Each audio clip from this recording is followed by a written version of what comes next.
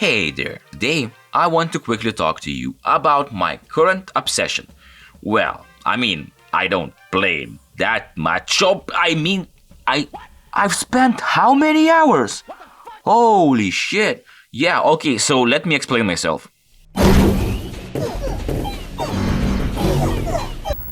First, the game is basically the king is watching, like surprisingly both going for the same king aesthetic. I also really like that game, so that's how I found Nine Kings. I was like, wait, that looks similar. Maybe it will also be an interesting game. And it is.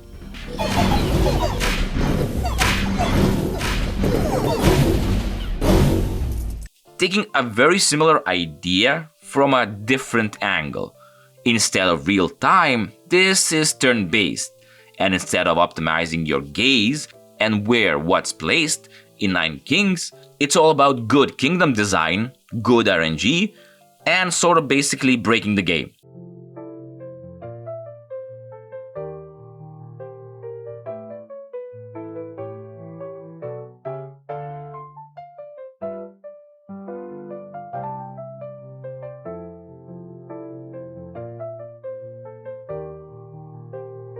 That's actually one of the most important aspects why I love this game. You see, when I was playing Balatro and getting seriously addicted, I asked myself, what, apart from mechanical perfection, was so fun about that game?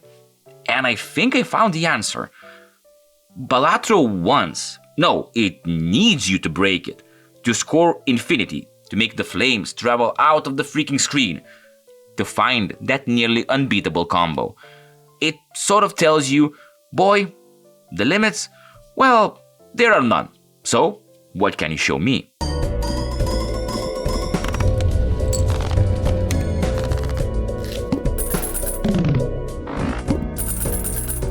That's exactly why Nine King is so addicting to me. The game, at a certain point, starts breaking in the best way. Like, look at this.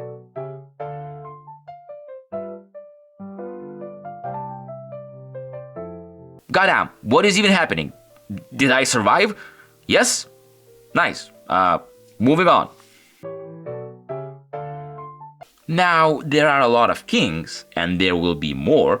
Naturally, with so many of them, some will feel similar. But not really. Every king here requires a bit of a different approach. Not only because they have different cards to play, but also because their skills are different.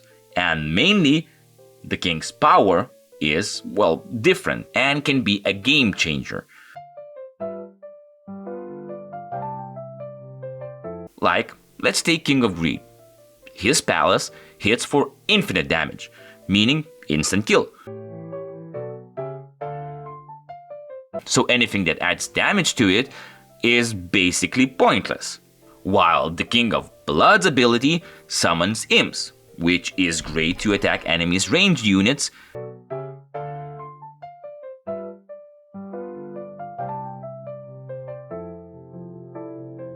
But if those imps get killed in the middle of a fight, well, tough luck, buddy, now your castle can just sit there. But also, in this king's case, you do want to have a lot of meat to kill, since your demon towers grow stronger for each dead ally.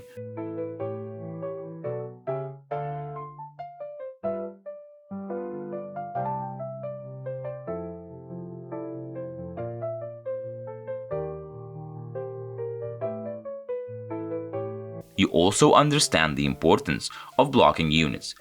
Basically, the longer you can keep the enemy in the same place, the more damage your towers and castles will do.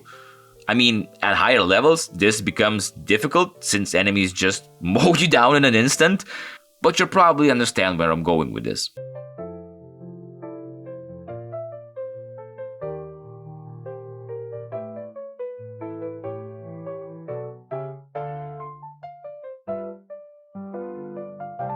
Kings also interact with your run in a more direct way. You see, you start the game picking any king.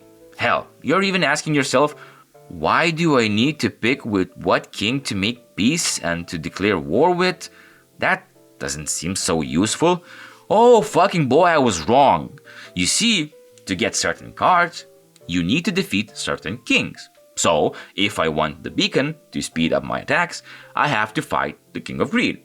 Meaning that for an optimized build, you really need to pick what cards you are searching for, and in turn, what king you want to fight. But, you think that's it? Well, no, since it's very cool that I want to fight King of Greed, but you know what he has? He has thieves.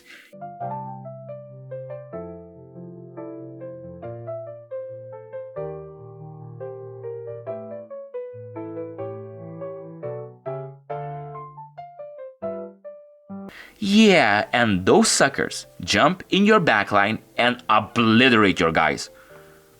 So if my team is not strong enough, picking King of Greed will just be game over for me.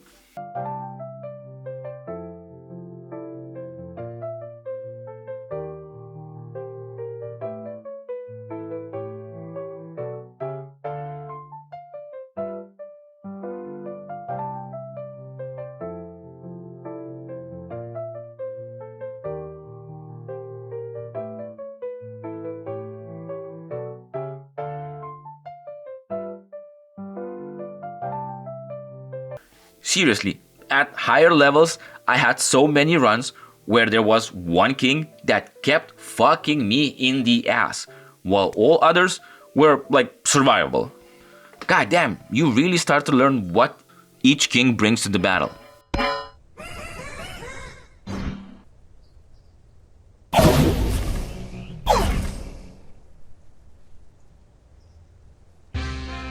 What I love is that the sprites not only are lovely and kind of surprisingly animated, but the real fun starts when they get stronger, survive longer, and then just grew to the size where they kind of take up half of the screen.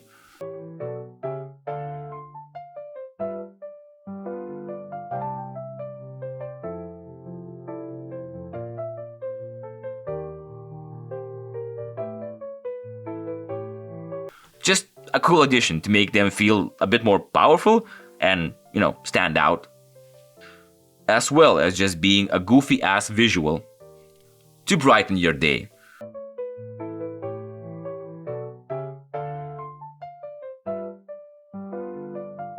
What's my favorite king? Well, for a long time I was grinding King of Stone, since speeding up towers makes them go bird.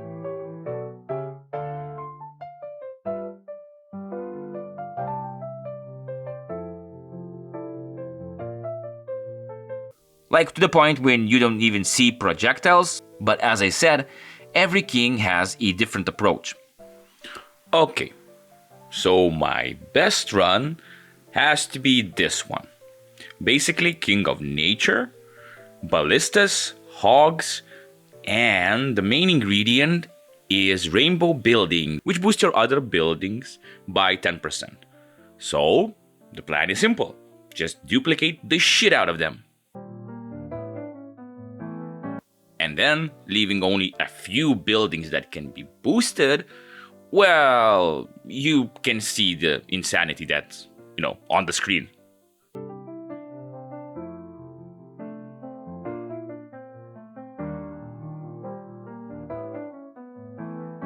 Yeah, the thing is, again, there is no music because I found that the music breaks the game at the higher levels. But the thing is, if you noticed, the game actually starts losing more and more quality the higher level you reach. So, at the end, it basically looks like this, what the hell? So we reached year 150, and the game crashed. That's it. Okay, then I restarted the game. And I managed to go 5 more years. And then I restarted the game. And then got 5 more years. And then I proceeded to do it for like a whole day until I reached the year 299, I think. And the game just refused to load. Like not even showing me a screen, just being like, whoop, bye-bye, goodbye. I mean, I love it. And I get it that the numbers are kind of insane here. But also, I'm not running like a weak PC. So goddamn. The thing is, I crashed the game, but I have not lost any single life. Like, I think this build could have been like year 999, but you probably need a computer from NASA to to handle this.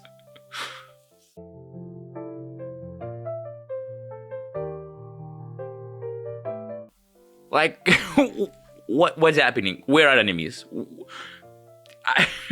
How many of our guys survive? Like, I think half. Also, this game has an auto attack feature for your king, and in some cases it doesn't work that well, since the PC kind of, in certain cases, targets not the optimal, enemy, especially with imps. Instead of throwing them into the backlines to like disturb the combat, they just summon it like in the front lines, which is But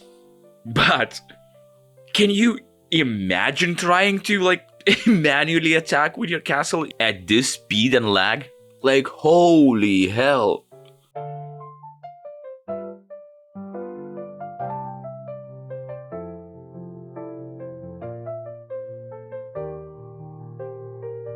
I also love that, like, at certain point, your squad just becomes a sea of like sprites. Just like one big mesh.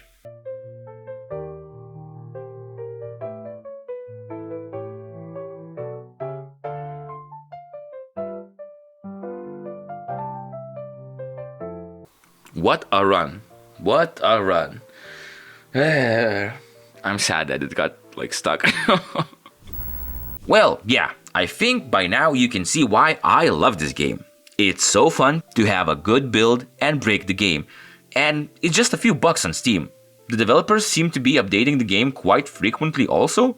So why don't you give Nine Kings a shot and see how long your kingdom can last? That sounded like an ad read. It's not an ad read, what the hell? Okay, you know what? I just wanted to make this video because I spent so much time playing this game, god damn it. I have to make something out of it. Shit. God dang it. I hope you enjoyed this nonsense. And I'll see you next time.